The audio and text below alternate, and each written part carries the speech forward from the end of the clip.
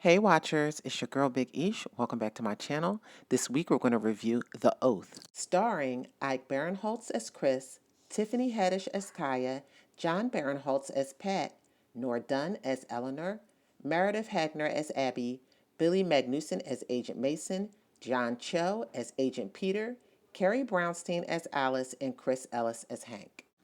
When Chris, a high strung news junkie, and his more level headed wife learn that citizens of the United States are being asked to sign a loyalty oath to the president, their reaction is disbelief. As the Thanksgiving deadline approaches, the combination of sparring relatives, Chris's own agitation, and the unexpected arrival of two government agents send an already tense holiday gathering completely off the rails. The reason why this movie is so good and very relevant is because it mimics what's happening in today's society. I mean, in the news right now. Okay, there's a great divide in the country. You have your right wing cuckoo birds and you have your extreme leftists. And this family has a combination of both in it.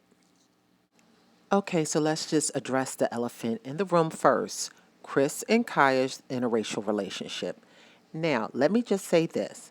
I was only concerned because Tiffany Haddish is more of an around the way girl, and I didn't think she could pull off the role of someone in an interracial relationship. But let me tell you, you guys, she is amazing in this. She is not trying to act or be white. She is her true self who just happened to fall in love with a man in another race, and they pull it off perfectly. And let me tell you something, they're super cute together. Number one, Chris plays a guy much like myself who is obsessed with news and media. He can't believe what's going on in his country. He can't believe that, his country that he loves so much is turning into a fascist state. People are being pulled off the street, and now they're making people sign this oath. Kaya is more level headed. She's telling him, you need to chill out. If people sign the oath, it's okay. Stop worrying about it so much. Put your phone away and enjoy the holidays. So Thanksgiving finally arrives, and everyone that comes to the house, Chris is like interrogating. He's like, "Did you sign that unconstitutional oath? Are you going to sign that oath? You better not sign this oath." And so he's like making everybody feel bad and guilty about it. People want to protect their families because the government has changed. And they're like, "Listen, brother, if you don't sign, you could go missing as well." So Chris's brother shows up with his girlfriend Abby, and like they're both like staunch Trump supporters. And they're a little cuckoo and off the rails, and they are very patriotic in a xenophobia type way. You know what I mean? Those type of people.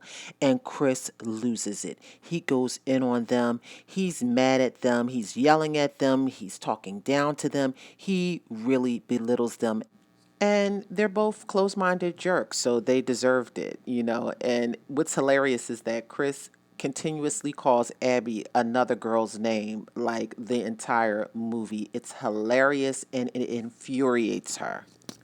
So then these two federal agents show up to the house and they come in and they're like, we heard that Chris is trying to impede on people's rights to sign the oath.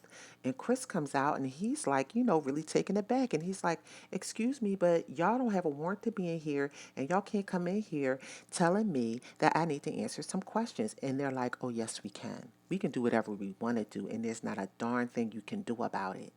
And he's like, "Well, wait a minute. I know my rights as an American citizen, and you can't do this." And they're like, "We're doing this. It's going down right now. Now, you can either answer these questions or you can come with us." And then it all goes left. Really good film, you guys, like super intense. Just because it mimics the reality of today. Who would have thought that we would have unmarked, you know, police officers or agents or whatever they are in Portland, just like taking people off the streets. So it really makes you think that if you don't think that this can happen, you are really lying to yourself because we are in a state right now where anything can happen. Me and my husband watched this movie over the weekend and we were yelling at the screen. That's how much emotion it invoked in us. We were literally yelling. And so, you want a movie to do that to you. You want a movie to take hold of your emotions and get you riled up and make you want to fight and yell. And that's what this movie does. Listen, this is an Amazon Prime movie, you guys.